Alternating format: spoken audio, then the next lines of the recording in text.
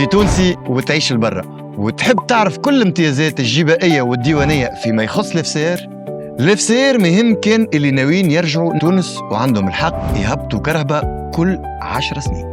كرهبة عادية، إبريد، إلكتريك، إتيوليتير ليجي وإلا دراجة نارية عمرها أقل من 5 سنين، وعندك كان عامين بعد الرجوع النهائي باش تهبط كرهبة.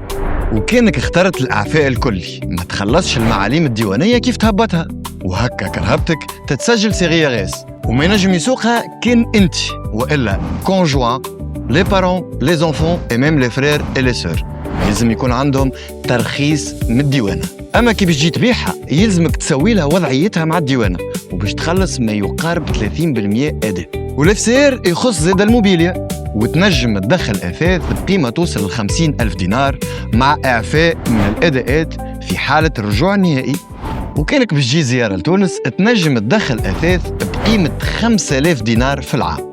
لأكثر معلومات اتصل بوتر كونسيي التجاري والا زور أقرب أجنس التجاري بنك.